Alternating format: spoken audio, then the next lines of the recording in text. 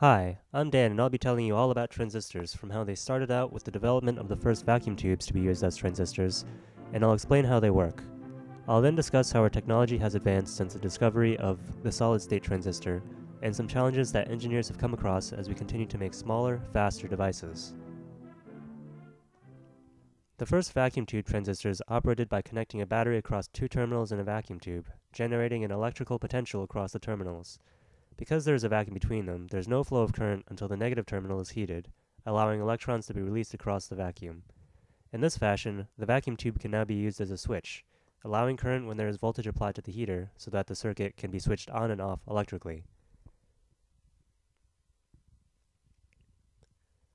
The first major step in moving towards smaller devices was the solid-state transistor, first discovered by John Bardeen and Walter Bertin at William Shockley's lab at Bell Labs in 1947. Though at first it doesn't seem like much, the device was a proof of concept, replacing the vacuum in previous transistors with a solid semiconductor instead. Since this semiconductor controls the flow, it is called the gate.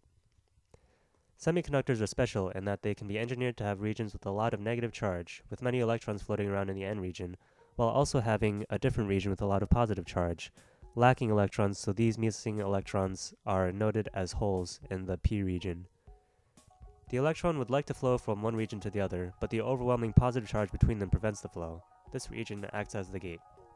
By applying an electric potential between the two regions to encourage flow, and by controlling the gate region in between them, we can allow current to flow from the source to the drain if the gate is open. If we apply a positive voltage to the gate region, it repels the holes away from the surface, allowing a channel for the electrons to flow across unimpeded. The technological advance of the solid-state semiconductor allowed transistors to be manufactured at smaller and smaller sizes, allowing more computer power. This trend is described by Moore's law. Gordon Moore was a co-founder of Intel. Moore's law is a name that was given to a projection I made actually in 1965. I was given the chore of predicting what would happen in semiconductor components over the next 10 years for the 35th anniversary edition of Electronics magazine. That was the early day of integrated circuits. The most complicated ones on the market had something of the order of 30 transistors and resistors. We were working on things of about twice that complexity, about 60 components. From the few years of data for which transistors had been mass-produced, Moore simply plotted the number of transistors on a chip on a semi-logarithmic scale and noticed that the rate of growth doubled roughly every 2 years. So in the past 50 years, we've gone from having a few dozen transistors on a chip to the number of trillions. This huge growth has run into its fair share of roadblocks along the way. One challenge was the phenomenon known as electromigration.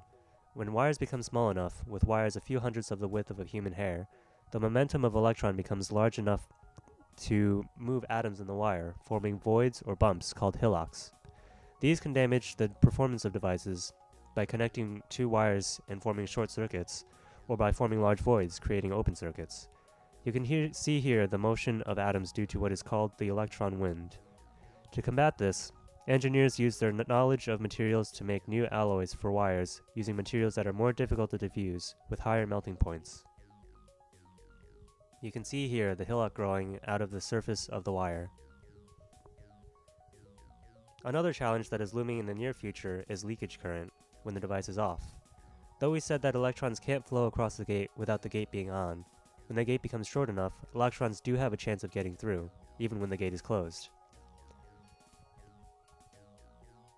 If we think of the gate as a faucet, the smaller the device, the leakier the faucet. With enough leakage, it becomes hard to tell whether the device is meant to be on or not. This can also lead to lost energy. To combat this, engineers at Intel have come up with a 3D structure for their latest 22 nanometer wide chips, so that rather than relying on a small channel to flow open when the device is on, the channel is a big region surrounding the whole device. This allows greater control of the current. These challenges and many more have been overcome by engineers in the semiconductor industry, but soon we'll be running into fundamental physical limits, which may require quantum computing or even spintronics to continue the march of progress. Thanks for watching.